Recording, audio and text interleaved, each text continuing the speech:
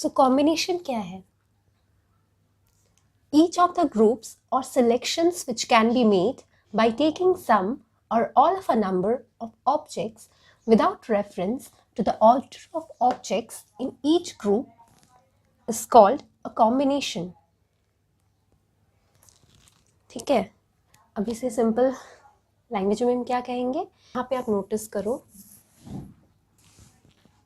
Without reference to the order of objects. Permutation में हम लोग क्या करते थे? ऑर्डर कंसिडर करते थे। कोई भी स्पेसिफिक ऑर्डर दे दिया जाता था कि मैं ऐसे अरेंज करने हैं तो हम वैसे अरेंज करते थे। बट कॉम्बिनेशन, एक्चुअली कॉम्बिनेशन क्या है? सिलेक्शन है। It's nothing but selection of objects from a group of objects. ठीक है, सिलेक्शन ऑफ ऑब्जेक्ट्स को हम कॉम्बिनेशन कहेंगे विदाउट एनी स्पेसिफिक ऑर्डर। ठीक है, अभी मान लेते हैं हमें दिया गया है 3 ऑब्जेक्ट ए, बी और सी, और हमें कहा गया कोई भी 2 ऑब्जेक्ट्स हम ले सकते हैं। ठीक है, सो 2 एट अ टाइम ऑब्जेक्ट ले सकते हैं। तो क्या क्या ले सकते हैं? या तो हम ए बी लेंगे, या बी सी लेंगे, या फिर सी ए लेंगे। अभी जब हम परम्यूटेशन करते थे तो हम ए बी के साथ बी ए भी कंसिडर करते थे, बी सी के साथ सी बी भी कंसिडर करते थे, और सी ए के साथ ए सी भी कंसिडर करते थे, बिकॉज सी ए और ए सी सेम नहीं था। परम्यूटेशन में सी ए और ए सी इक्वल नहीं है, सेम नहीं है। ये ऑर्डर और ये ऑर्डर डिफरेंट है। ठीक है, पर कॉम्बिनेशन में हमारा ये सी ए और ए सी दोनों सेम है, बिकॉज सी ए में भी आप सी और ए को ले रहे हो और ए सी में भी आप ए और सी को सिलेक्ट कर रहे हो। तो इस वजह से जब हम 3 ऑब्जेक्ट से सिर्फ 2 लेते थे तो हमारा हो जाता था 3B2 और अब होता है 3C2। ठीक है, सो n से हम r ऑब्जेक्ट्स लेते थे तो हमारा होता था n factorial bye n minus r factorial, और NCR जब हम लेते हैं तो हमारा हो जाता है n factorial by r factorial into n minus r factorial. यानी कि हम इसे ये भी कह सकते हैं NCR equal to NPR by r factorial, या फिर हम कह सकते हैं NPR, इसको स्वैप कर रहे हैं इस side, r factorial into NCR।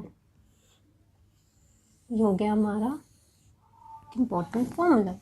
अभी हम इस वाले पॉइंट पे कैसे आए ये देखना है कि NCR equal to n factorial by r factorial into n minus r factorial कैसे हो सकता है? ये कैसे हुआ?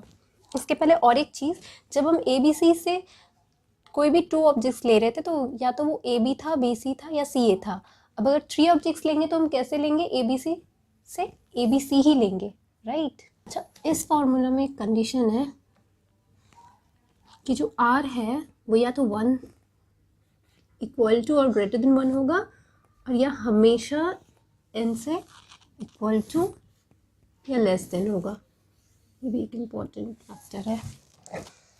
और एक चीज़ जानना ज़रूरी है कि हम NCR को ऐसे भी लिख सकते हैं कि C with in bracket n comma r, यानी n नंबर ऑफ ऑब्जेक्ट से हम r number of object select कर रहे हैं, तो इसको हम ऐसे भी रिप्रेजेंट कर सकते हैं। ये सारे के सारे इंफॉर्मेशन आप लोग जॉट डाउन कर ले। हाँ, सो यहाँ पे ये इस वाले पॉइंट पे आते हैं कि ये या ये कैसे हुआ, या फिर ये जो NCR इक्वल टू मैं इतनी कॉन्फिडेंस से लिख दी n factorial divided by whole divided by r factorial into n minus r factorial, ये कैसे हुआ? n नंबर ऑब्जेक्ट से r ऑब्जेक्ट्स ले रहे हैं। ठीक है, अभी परम्यूटेशन के केस में हम लोग कंसिडर करते थे ऑर्डर, राइट? ठीक है, NCR में भी वही करते हैं फॉर द टाइमिंग समझने के लिए। ठीक है, परम्यूटेशन हो गया, लेकिन हमें पता है कि इसमें हमें without reference to the order of objects लेना है। मतलब this particular formula has got और it includes the ordering of the objects too, यानी कि ये जो r नंबर ऑफ ऑब्जेक्ट्स है कैसे ऑर्डर कर रहे हैं, r फैक्टोरियल बेस में जो ऑर्डर कर रहे हैं वो इसमें इंक्लूडेड है, उसे हम एक्सक्लूड कर देंगे इस तरह। तो वो जो ऑर्डरिंग हमने अलग किया तो वो हमारा मिल गया कॉम्बिनेशन। हमें ये याद रखना है NCN होने से क्या होता है। ऑब्वियसली NCN मतलब ये आएगा n minus N is 0 factorial, 1/0 factorial is nothing but 1। So हम कह सकते हैं कि NCN इक्वल टू 1। ठीक है, NCR को ऐसे भी लिख सकते हैं। देखो NCR का मतलब क्या है, ये राइट। और NCN माइनस R का मतलब क्या होगा, N by N minus R divided by N minus N plus R हो जाएगा, क्योंकि N minus N minus R होने से ही प्लस हो जाता है। कि मैं और डिटेल में समझाती हूँ, स्किप करने से नहीं होता है।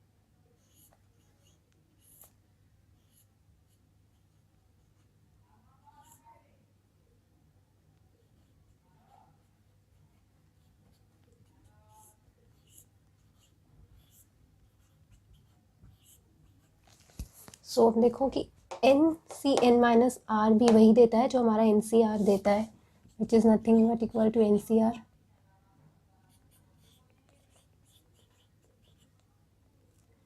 तो ये भी प्रूफ्ड, हेंस प्रूफ्ड। और vice versa NCN minus R, या फिर हम ऐसे भी लिख सकते हैं कि आगे चल कर के बहुत काम में आएगा जब बड़े बड़े कॉम्बिनेशन या कुछ करने हो या समझने हो। NCN तो कहा है मैंने, 1 हो गई। और एक इम्पॉर्टेंट चीज़ें देखिए, मान लो NCA इक्वल टू NCB दे दिया गया है, तो it will always imply A equal to B। ठीक है, या हम लोग कह सकते हैं A plus B equal to N, ये भी ट्रू है। अब ये कैसे हुआ यहाँ से मैं एक्सप्लेन करती हूँ। NCA equal to NCB, right.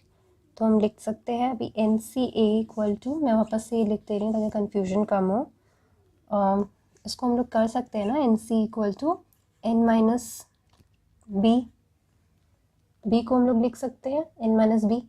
NCR equal to NC N minus R, यानी since NCR equal to NC N minus R, ये हमने अभी जस्ट देखा था। ये के इसके बदले हम इसको लिख सकते हैं, फिर हम A इक्वल टू B इसका दे सकते हैं, राइट। और क्योंकि B equal to N minus B है तो ऐसा हम कर सकते हैं, means A plus B equal to N, hence proved.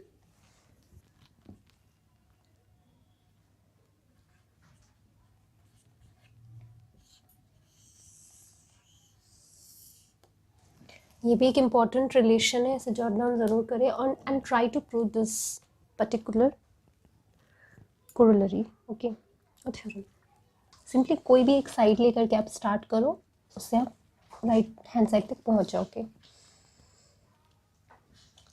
Do it as a task. और एक इम्पॉर्टेंट थिंग है कि NC0 जब हम लेते हैं, व्हाट डज दिस मीन्स, यानी n ऑब्जेक्ट्स में से हम कुछ ले ही नहीं रहे हैं। 0 फैक्टोरियल याद है, दिस वुड बी 1। अगर और समझना है तो ये तो ऑब्वियसली ये it will be like this. अगर सॉल्व करने के हिसाब से करना है तो 1/0 factorial is nothing but 1। It's nothing but the number of combinations of n different objects taking nothing at all, right? कुछ नहीं लेना भी एक केस है, दैट्स वाई 1। इसलिए हम लोग कह सकते हैं कि R इक्वल टू 0, क्योंकि R हमारे यहाँ पे 0 है, ये R इक्वल टू 0 वाला केस भी मीनिंगफुल हो जाता है कॉम्बिनेशन के केस में। तो चलते हैं प्रॉब्लम्स सॉल्व करते हैं अब। Question number 1, from a class of 36 students 3 students are to be selected to take part in a competition. How many such selections can be made? So हमें 36 स्टूडेंट में से 3 स्टूडेंट्स लेने हैं, विच मीन्स 36 से 3, right. इसे solve करते हैं।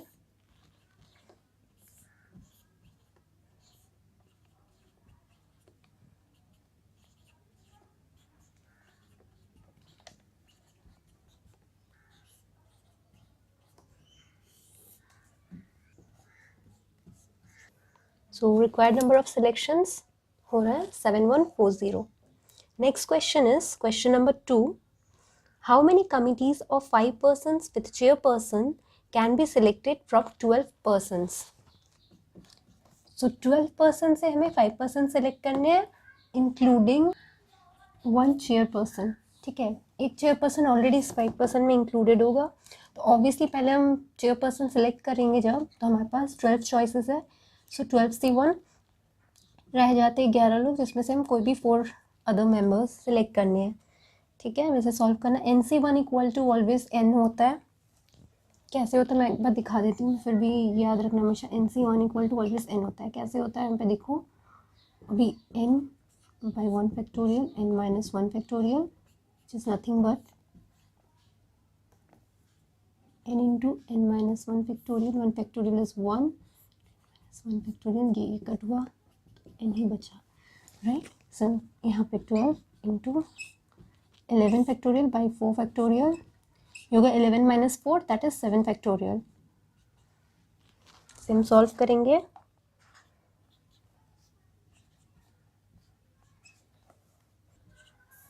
Three 3960. जाते हैं नेक्स्ट क्वेश्चन की ओर. Question number 3. In how many ways can final 11 be selected from 15 cricket players if number 1 there is no restriction, number 2 one of them must be included, number 3 one of them who is in bad form must always be excluded, number 4 two of them being leg spinners, one and only one leg spinner must be included. तो पहले वाले में हमें बताया गया है कि 15 cricket players already है हमारे पास, जिनमें से फाइनल 11 हमें सेलेक्ट कर. तो पहला वाला है कि जिसमें रिस्ट्रिक्शन बिल्कुल ना.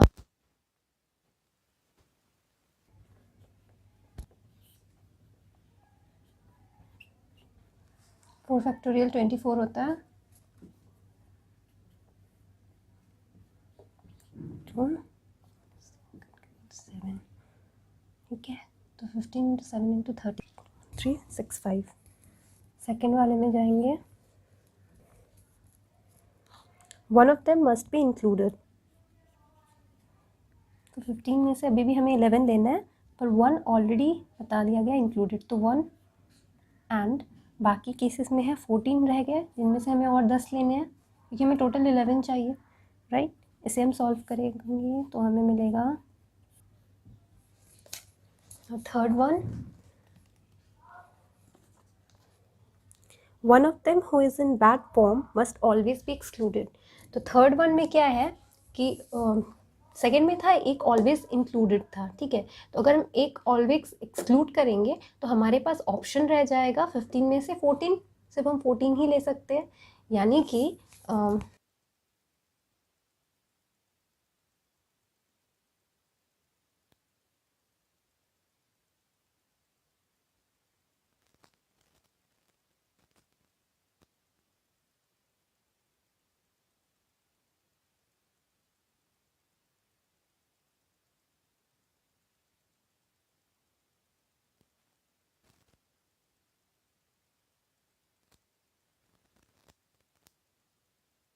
हमें 15 में से 11 तो लेने ही है.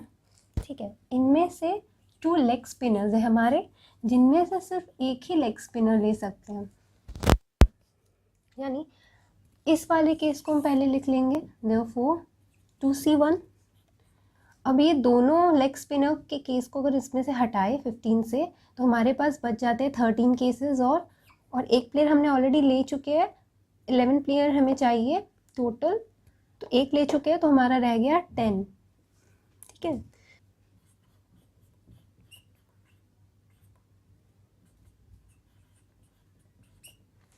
गया 572. सो चलते हैं नेक्स्ट वाले सम पे. Question number 4.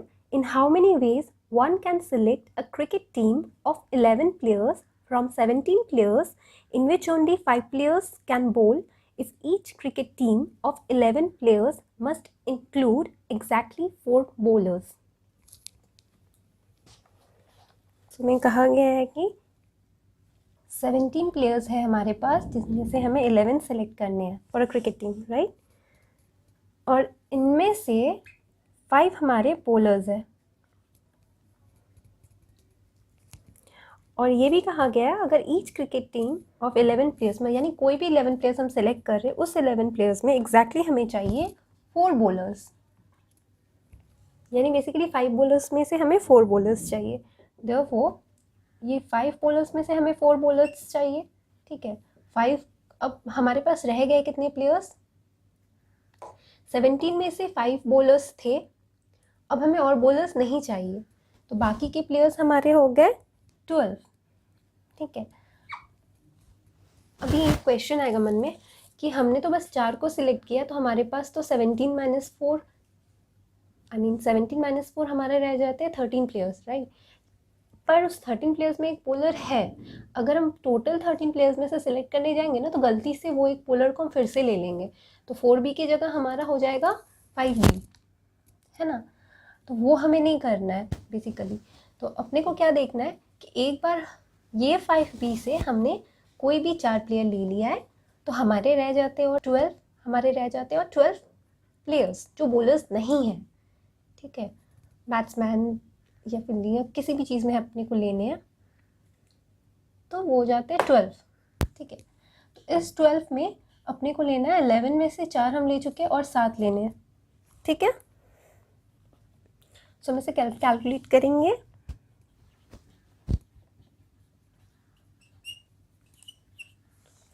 $3960। Next question is question number 5. A bag contains 6 white marbles and 5 red marbles. Find the number of ways in which 4 marbles can be drawn from the bag if 1. They can be of any color. 2. 2 must be white and 2 must be red. 3. They must be of the same color. तो हमारे bag में 6 white marbles है और 5 red marbles है, ठीक है। Find the number of ways in which 4 marbles can be drawn from the bag. So 4 marbles ही हमें निकालने हैं टोटल 11 में से, और कंडीशंस क्या है, पहला वाला है it can be of any colour, है ना। तो हमारे टोटल 11, 6 + 5 = 11, राइट। सो 11 में से हमने 4 को सिलेक्ट करना है, तो इसे सॉल्व करेंगे। अच्छा, मैं स्किप कर रही हूँ कैलकुलेशन कि ये 7 फैक्टोरियल, यहाँ पे जो 7 फैक्टोरियल होगा उसके साथ कैंसिल हो रहा है, एंड 4 फैक्टोरियल की जगह मैंने 24 लिख लिया, ये आप समझ लो। तो ये सारे आप खुद से सॉल्व करना, मैं स्किप कर करके लिख रही हूँ टाइम सेव करने के लिए। पर आप वो ना करें, आप इतना स्किप ना करें, आप एक्चुअली पूरा ये लिखें कि यहाँ 7 फैक्टोरियल है, और ये तो ठीक है 4 फैक्टोरियल को हम 24 से डायरेक्टली लिख सकते हैं, और ये कैंसिलेशन आप दिखाए, ठीक है। मैंने बस स्किप कर दिया। गया 330। सेकेंड वाला कहा गया है सब पार्ट में कि जो हमारा 6 वाइट और 5 रेड मार्बल्स थे, इनमें से हमें 2 वाइट लेने हैं और 2 रेड लेने हैं। देयरफॉर हम क्या लिख सकते हैं, 6c2 × 5c2। इसे सॉल्व करेंगे, this will give us 150। Third सब पार्ट जो है वो है they must be of the same colour, यानी हमारे 2 एक्सक्लूसिव इवेंट्स हो सकते हैं क्या, या केसेस आप कह सकते हो। सेम कलर होने के लिए अगर हम सिर्फ वाइट वाला ले रहे हैं 6c4 होगा, या फिर हम सिर्फ रेड वाला ले रहे हैं तो 5c4 होगा। अब ये दोनों एक्सक्लूसिव इवेंट्स है, यानी जब आप वाइट सेलेक्ट करो तो आप रेड नहीं सिलेक्ट करोगे, जब आप रेड सेलेक्ट करो तो वाइट सेलेक्ट नहीं करोगे। सो और this or this, that is plus.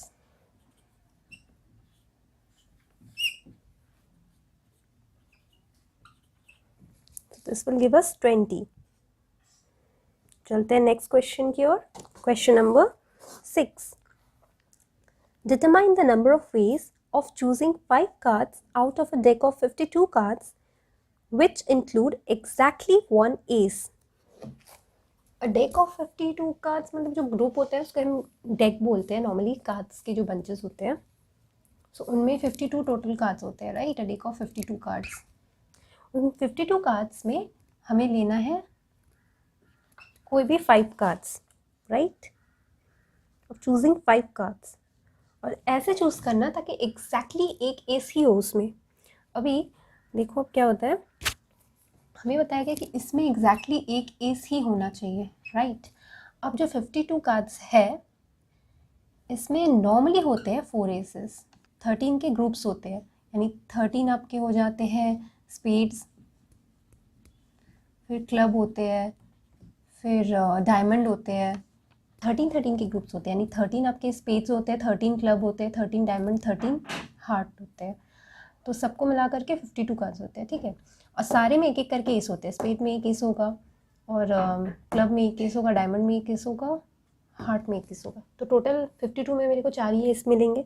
According to the सम हमें बताया गया कि कोई भी 5 अगर चूज़ करेंगे और एग्जैक्टली एक एस होना चाहिए। इन दैट केस देखो हम कह सकते हैं कि सबसे पहले तो हम 4 में से अगर एक एस चाहते हैं, ये 4 में से अगर एक एस चाहते हैं इस वाले केस में ऑब्वियसली 4C1 होगा, क्योंकि पहले हम वही करेंगे ना, 4 में से एक एस ले लेंगे, एग्जैक्टली 1, एक से ज़्यादा नहीं ले सकते। अब अपने पास कौन सा ऑप्शन बच गया?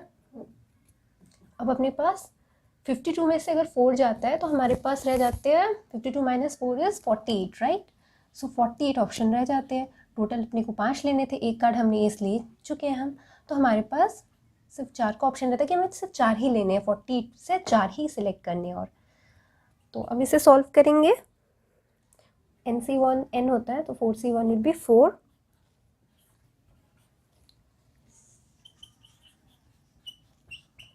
7,78,320 पॉसिबिलिटीज़ होंगे, ठीक है।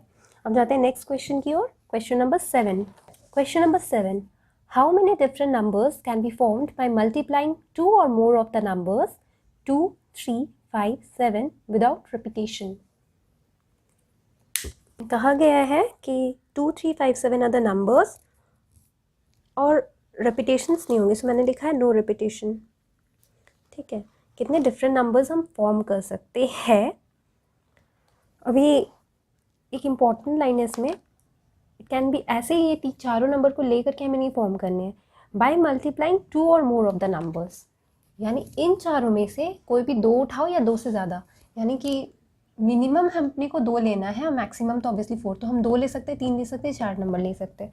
सबको मल्टीप्लाई करने से कितने सारे नंबर्स आएंगे। फॉर एग्जाम्पल मैं बता रही हूँ, कोई भी 2 नंबर अगर लेते हैं, समझाती हूँ पहले क्या ये बोले। मान लो ये दोनों नंबर लेते हैं तो हमें एक नंबर मिलता है 2 × 3 6, एक नंबर मिला 2 × 5 10, 2 7 14, ऐसे कुछ नंबर्स मिलेंगे टोटल, ठीक है। या हम सिर्फ ले रहे हैं 3 और 7 को, या हम ये 3 नंबर्स ले रहे हैं 2 3 5, उनको मल्टीप्लाई करने से कितने नंबर मिलेंगे। तो टोटल जितने सारे पॉसिबिलिटीज़ है जिनमें रिपीटेशंस ना हो, यानी 2 × 5 और 5 × 2 तो दोनों सेम होते हैं, राइट। इस केस में हम परम्यूटेशन नहीं निकाल सकते हैं, ऑब्वियसली सिलेक्शन होगा, यानी कॉम्बिनेशन।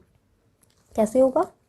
अभी सबसे इम्पॉर्टेंट चीज़ है कि जो 3 केसेस हमें दिख रहे हैं ना, कि मिनिमम 2 एंड मैक्सिमम 4 नंबर्स हम ले सकते हैं।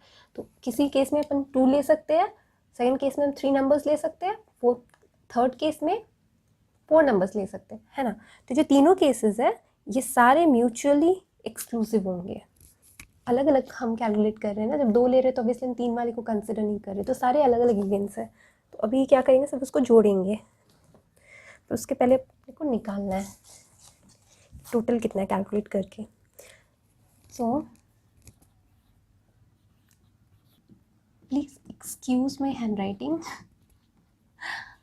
मैं पढ़ के बता देती हूँ। The different mutually exclusive possibilities are, तो एक केस होगा हमारा जब हम सिर्फ 2 नंबर लेंगे, कोई भी 2 नंबर, तो वो आप लिख लो, ये लिख के मैं थक गई। सो इन चारों में से कोई भी 2 नंबर लेंगे, तो इन दैट केस क्या होगा, ऑब्वियसली मेरे पास 4 ऑप्शंस है, 1 2 3 4, इनमें से हम कोई भी 2 नंबर लेंगे, 4C2 होगा, ठीक है। And definitely without repetition, which means it's a selection, right. तो इसे सॉल्व करेंगे,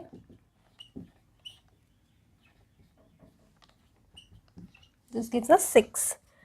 सेकेंड वाला है कि हम 4 में से कोई भी 3 नंबर्स ले करके मल्टीप्लाई करेंगे, इन दैट केस इसे सॉल्व करेंगे। अभी सी एक चीज़ मैं इंपॉर्टेंट दिखाना चाहती हूँ, NCR equal to NC n minus R भी होता है, यानी 4 माइनस 3 भी होता है, विच मीन्स 1, एंड n से 1 मीन्स n। ठीक है, ये सारी चीज़ें जब हम कम्पिटिटिव एग्जाम एक्सेट्रा जब देते हैं ना, वहाँ पे टाइम्स बहुत सेव करवाता है हमें, तो इसलिए ये सारी चीज़ें मैंने पहले एक्सप्लेन कर दिया है। ओके, थर्ड वाला जो पॉसिबिलिटी है क्या है कि अब 4 में से 4 ही ले रहे हैं। ठीक है, सो NCN 1, राइट। तो अब ये जो तीनों चीज़ लिख लिया है ना, तीनों पॉसिबिलिटीज़, इन ये तीनों एक्सक्लूसिव केसेस को या पॉसिबिलिटीज़ को हम ऐड करेंगे, 6+4+1 विच गिव्स अस 11। ठीक है, तो टोटल अपने को 11 नंबर्स ही मिलेंगे। ठीक है, नेक्स्ट क्वेश्चन चलते हैं। Question number 8। A committee of 7 has to be formed from 9 boys and 4 girls. In how many ways can this be done when the committee consists of 1. exactly 3 girls, 2. at least 3 girls, 3. at most 3 girls? तीनों में ध्यान देना है अपने को कि exactly कहा गया है, यानी एग्जैक्टली 3 गर्ल्स यानी एग्जैक्टली 3 होगा, उससे ज़्यादा कम ना ज़्यादा, एटलीस्ट यानी मिनिमम 3, और एट मोस्ट मीन्स मैक्सिमम। ठीक है, अब तीनों का मीनिंग मैंने बता दिया, लेट अस सॉल्व।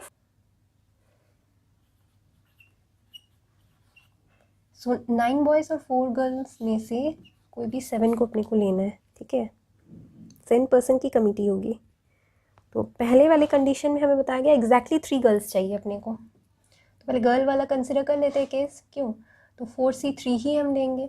ठीक है, और बॉयज़ में से फिर कितने लेने हैं, तो हम 3 तो ले चुके हैं 7 वाली कमिटी के लिए, रह गए 4, तो 9 में से बस 4 ही लेंगे।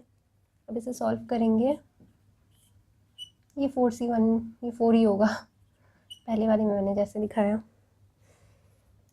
है, ये मैंने लिख दिया, तो सॉल्व कर लेते हैं अब।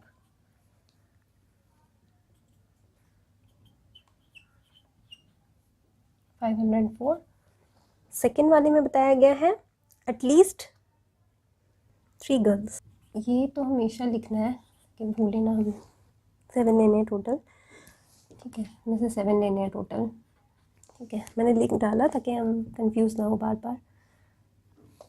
फॉर सेफ साइड बार बार तो ऊपर जा कर के रेफर या अपने जब हम सॉल्व करेंगे ना एग्ज़ाम शीट में भी, तभी भी मेक श्योर कि हम जब नया सब पार्ट स्टार्ट करें तो वो कंडीशन जो है हमारे मेंशन है सब में वो वापस लिख लें, इससे ना कम कंफ्यूजन होता है और गलती दोबारा मतलब कहीं भी आप गलती नहीं करोगे।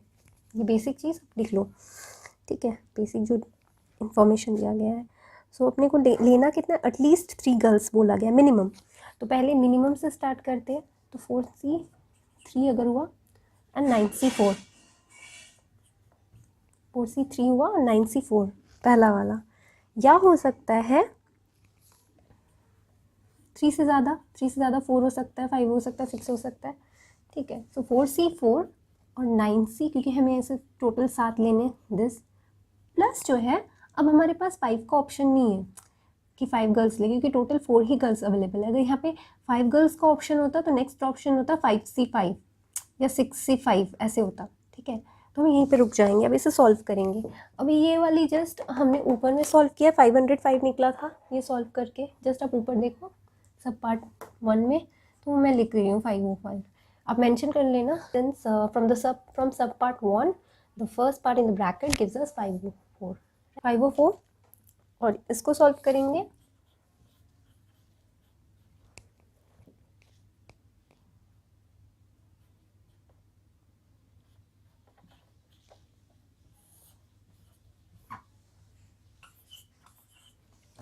This will give us 588.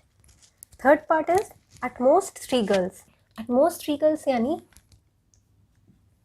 Maximum आप ले सकते हो 3 गर्ल्स, मिनिमम का कुछ नहीं बोला, यानी मिनिमम हम 0 भी ले सकते हैं, विच मीन्स 9C7 एक केस हो सकता है, या फिर दूसरी केस हो सकती है कि एक गर्ल ले रहे हो, थर्ड केस हो सकता है ये, फोर्थ हो सकता है 4C3।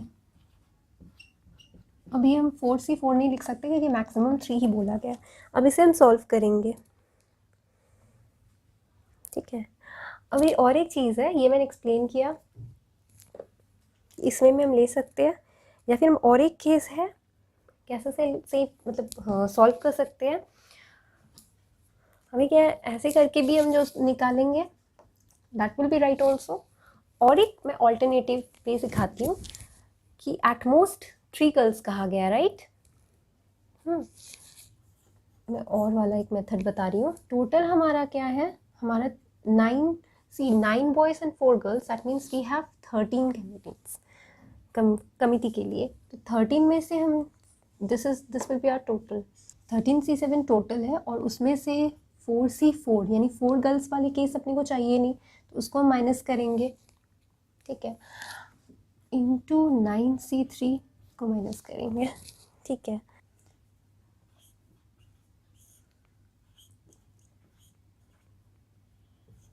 ये अलग से, और NCN will give us 1, and this will give us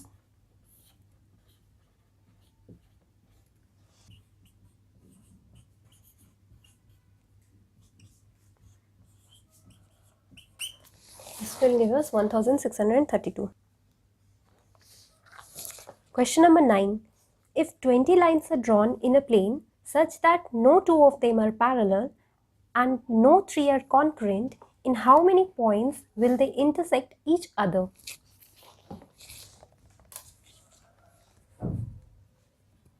आ गया है जिसमें no two lines, ये पैरेलल, सिंबल है पैरेलल का, और no 3 lines will be concurrent.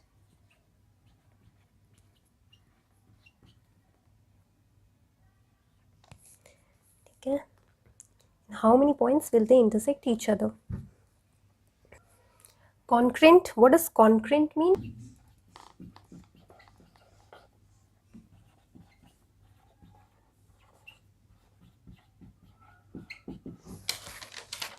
Okay, concurrent means not intersecting at any point. ठीक है, तो पर हमें निकालना है number of points of intersection, ठीक है, हमें निकालने भी है नंबर ऑफ पॉइंट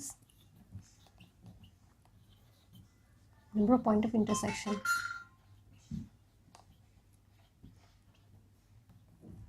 तो ये हमें निकालना है। एक चीज़ यहाँ पे क्लियर कर दिया कि कोई भी 2 लाइन पैरेलल नहीं है, तो obviously they will meet somewhere, ठीक है। एंड 3 लाइन्स कॉन्करेंट नहीं है, यानी कोई भी 3 लाइन्स एक पॉइंट से पास नहीं कर रहा है, सेम पॉइंट से पास नहीं कर रहा है, ठीक है।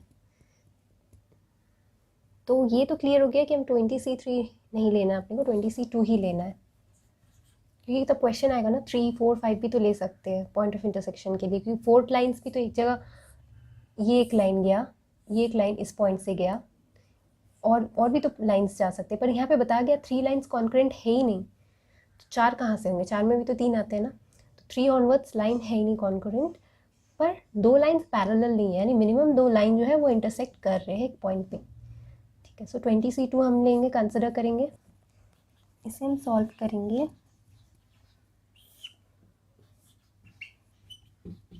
दिस विल गिव अस 190, ठीक है। अब ये कैसे हुआ, इतना जल्दी मैंने किया, ऑब्वियसली सी, अगर ये भी मेरे को करके दिखाना पड़े तो आप लोग अब तक क्या सीखे हो बताओ आप, मतलब आप मेहनत कराओगे मेरे से। ये हो गया हमारा, सेम चीज़ मैंने लिखा दे, अभी आप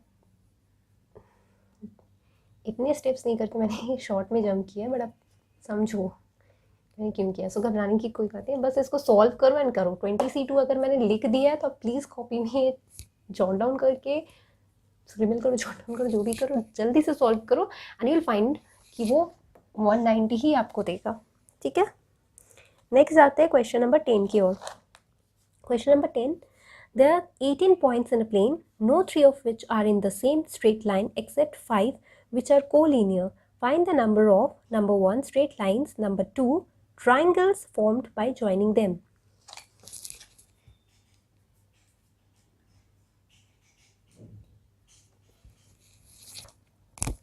ओके, 18 पॉइंट्स दिया गया है और कहा गया no 3 of which are in the same straight line.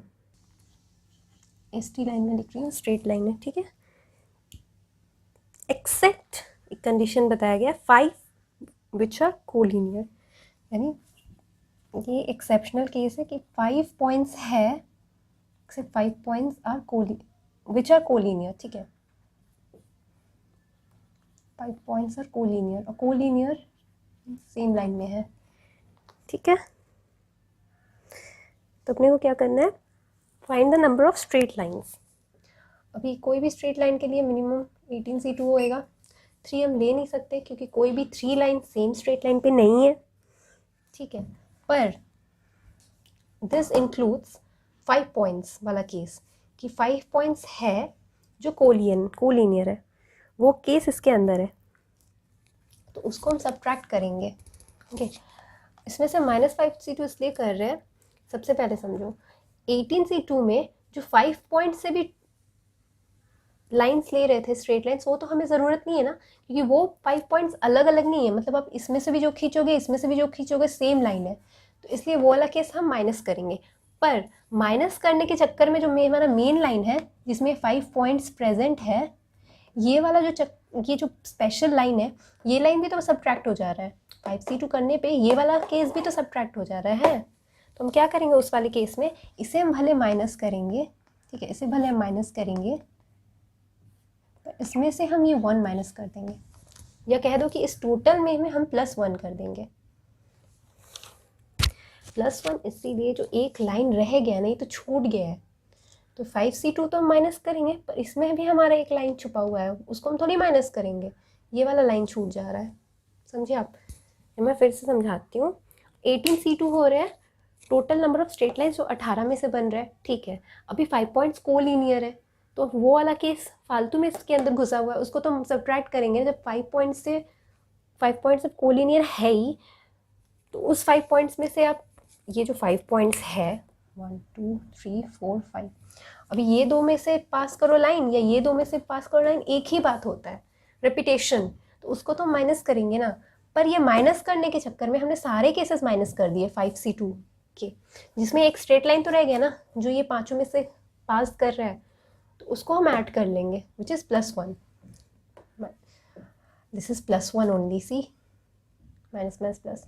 या आप कह सकते हो इस 5C2 में से इसको सब्ट्रैक्शन के चक्कर में हम जो अपना 1 खोना दे उसको माइनस करते रहे, कि तुम सब्ट्रैक्ट करो भाई, लेकिन मेरा 1 जो स्ट्रेट लाइन फॉर्म कर रहा है उसको बख्श दो, ठीक है।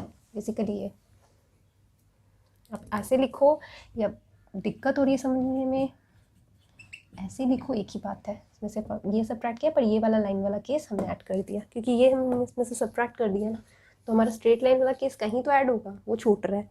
तो अब इसको सॉल्व करेंगे, अब कर लो इसको। और नेक्स्ट वाला हमें बताया गया है ट्रायंगल्स फॉर्म्ड बाय, अब इसको सॉल्व कर लो। इसको सॉल्व करने से यू विल गेट, रफ में सॉर्ट किया हुआ है, तो this will give you 144 finally. And then next वाला है triangles formed by joining them. So triangle अपने को देखना है, अब ट्रायंगल फॉर्म करने के लिए अब क्या करना है, 18C3 देखना है, ठीक है। अभी क्या है, 5 पॉइंट्स तो कोलिनियर है एक लाइन में, तो इससे ट्रायंगल थोड़े ना बनेंगे, तो इसको आप सब्ट्रैक्ट कर दो, जस्ट सॉल्व करो।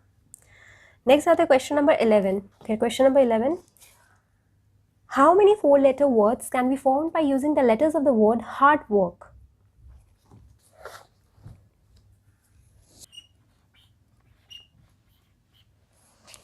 ओके, हार्ड वर्क में आप देखो टोटल 8 लेटर्स है, जिसमें 2 रेपिटेशन है आर का, तो 2R। हमें पूछा गया है कितने वर्ड्स फॉर्म कर सकते हैं इसमें, 4 letter वर्ड्स। इनमें से हमें टोटल में से हमें बताया गया 4 letter वर्ड्स फॉर्म करने हैं, कैसे भी करो आप। तो इसमें 2 केसेस आते हैं। पहला केस क्या होगा, जो मान लो मैं 2R वाला केस ले रही हूँ और 2 कोई भी एनी अदर लेटर, और सेकेंड केस हो रहा है हमारा कि all 4 are different, all 4 letters are different, ठीक है।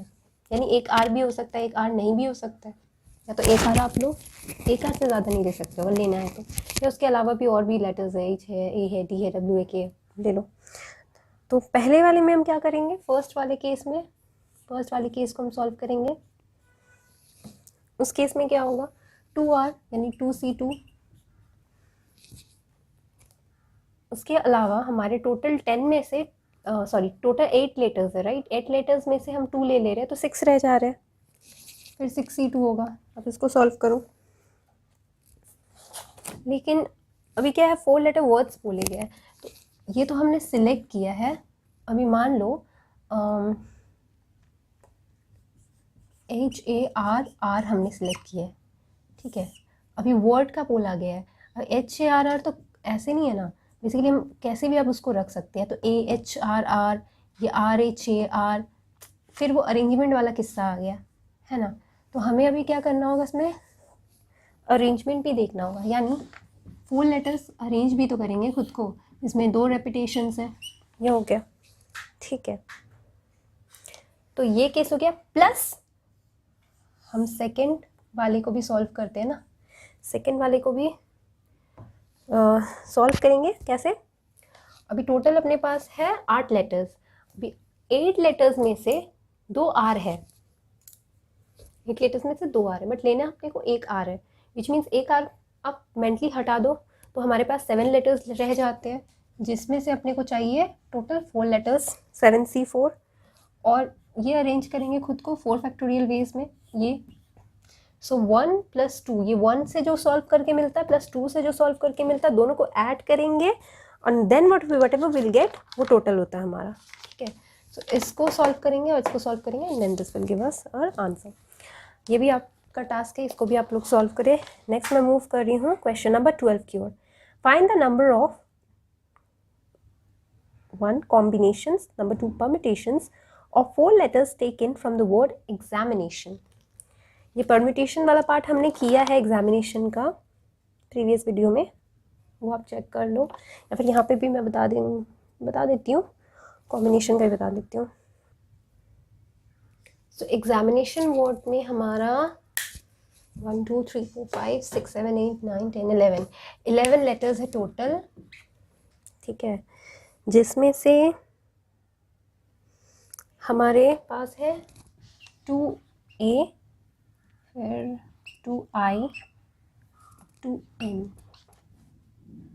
ठीक है, ये रेपिटेशंस है, और 5 डिफरेंट लेटर्स है, if I am not wrong, yes, ये 6 हो गया, तो 5 डिफरेंट लेटर्स है।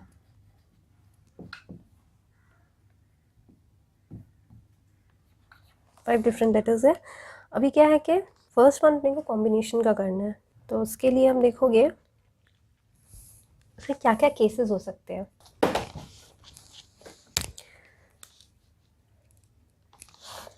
ताकि 4 लेटर्स टेकन, हमें लेने हैं 4 लेटर्स, ठीक है, 11 में से 4 लेटर्स लेने हैं।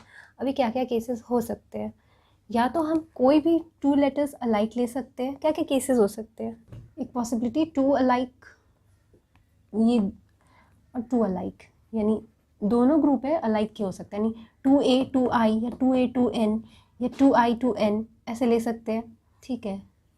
एक हो सकता है 2 अलाइक, 2 लेटर्स डिफरेंट, या हो सकता है all 4 different, all 4 letters different, ठीक है। तो इसको हम A, B और C वाले केसेस पकड़ लेते हैं। सो पहले हम A सॉल्व करते हैं। A में क्या होगा, 2 L alike 2 L alike, it means हमारे पास, अभी हम क्या करेंगे, ऊपर देखो आप, इसमें 1 ग्रुप 2 ग्रुप 3 ग्रुप, यानी 3 यूनिट्स है अपने पास। तो 3 यूनिट्स में से हमारे पास 3 यूनिट है, 3 यूनिट में से हम कोई भी 2 को लेंगे, राइट। अभी आता अरेंजमेंट की बारी। अभी क्योंकि कॉम्बिनेशन और सिर्फ परम्यूटेशन का बोला गया है, टेकन का कहा गया, अगर सिर्फ हमारे प्रीवियस क्वेश्चन में, जैसे कि क्वेश्चन नंबर 11 में कहा गया था कैन बी फॉर्म्ड, इसमें फॉर्म्ड नहीं बोला है मेरे क्वेश्चन में, आप देखो जा करके कि 11 में बताया गया था 4 letter words can be formed. उस केस में हम अरेंजमेंट देखते थे, ठीक है, इंटू 4 करके, क्योंकि 4 लेटर्स इंटू 4 फैक्टोरियल करेंगे। बट यहाँ पे सिर्फ टेकन बोला, 4 letters taken from the word examination, question में देखो आप। तो इन दैट केस आप क्या करोगे, कॉम्बिनेशन का अलग निकाला, परमुटेशन के अलग निकाला। जब परमुटेशन निकालेंगे तो वो इंटू 4 फैक्टोरियल होगा। ठीक है, अब समझो, ये केस इसका कॉम्बिनेशन में ऐसे होगा, फिर परमुटेशन में यही 3c2 इंटू 4 फैक्टोरियल हो जाएगा, डिवाइडेड बाय वो हो जाएगा, मैं एक साथ दिखा दे रही हूँ, हमारे कॉम्बिनेशन और परमुटेशन का कॉरिस्पॉन्डिंग ये हो जाएगा। ठीक है, सिमिलरली हमारे बी वाले केस में क्या होगा, and this will give us 3 ways, 3c2 means 3, will give us 3 ways. And फिर सेकेंड वाले में आप क्या बोल रहे हो, 2 अलाइक होगा और 2 डिफरेंट, यानी 3c1 हम लेंगे, कोई भी एक ग्रुप लेंगे, रह गए कितने, 5 डिफरेंट लेटर्स रह गए। अभी अब एक चीज़ बहुत इंपॉर्टेंट देखो, भले 5 डिफरेंट लेटर्स रह गया है, मगर जब हम अभी ऊपर देखते हैं, 5 डिफरेंट लेटर्स भले रह गए हो, मगर इनमें से हमारे इन तीनों यूनिट में से, मान लो हमने सिर्फ ए वाले को लिया फॉर एग्जांपल, तो हमने 5 डिफरेंट, भले हमारे पास लेटर्स हो, बट यहाँ से एक आई भी लेंगे और यहाँ से एक एन भी लेंगे ना, तो 5 + 2 होगा इन एनी केस, चाहे वो आप आई वाले ग्रुप को भी अगर आप सेलेक्ट कर रहे हो, तो हमारे पास ये ए का यूनिट और एन का यूनिट रह गया। इनमें से तो एक ए को तो लेंगे ना और एक एन को तो लेंगे ना, सो इट विल बी 7। ठीक है, 7 लेटर्स। तो अब 7 को आप देख लो, 7 के लिए हमारा रह गया 7c4 लेने हैं, तो ऑब्वियसली 3c1 होगा, और 3c1 का मतलब है हम 2 लेटर्स ले रहे हैं। ठीक है, 2 लेटर्स हम ऑलरेडी सिलेक्ट किए हैं और यहाँ से अपने को 2 डिफरेंट लेटर्स लेने हैं, इसलिए मैंने यहाँ पे लिख लिया 2 डिफरेंट लेटर्स लेने हैं, तो ये होगा। ठीक है, कन्फ्यूजन ना रखें कि हमने अच्छा यहाँ पे तो 1 है, यहाँ पे 3 होगा, नो, दैट्स वाई मैंने ये लिख लिया है पहले से। इसके साथ आप इसको रेफर करो कि 2 अलाइक जब हम ऑलरेडी ले चुके हैं, दिस मीन्स हमने 2 सेलेक्ट किया है, एक यूनिट सेलेक्ट किया मतलब 2 ए है या 2 आई है, तो सिर्फ और 2 सेलेक्ट करने हैं। ठीक है, तो आप इसको सॉल्व करो और यही सेम चीज़ यहाँ पे it will give you this, ये 4 फैक्टोरियल, और क्योंकि सिर्फ एक ही अलाइक वाला ग्रुप है तो 2। ठीक है, और लास्ट वाला जो है उसमें ऑल आर डिफरेंट ना, ऑल आर डिफरेंट हमारे पास ऊपर आप फिर से देखो 5 डिफरेंट लेटर्स है। ठीक है, और सब में से एक ले लिया है हमने, तो 5 + 3 विल बी 8, सो 8c4। ठीक है, और यहाँ पे क्या होगा, यहाँ पे सिंपली 8c4 परमुटेशन में 4 फैक्टोरियल, कोई रिपीटेशन नहीं है।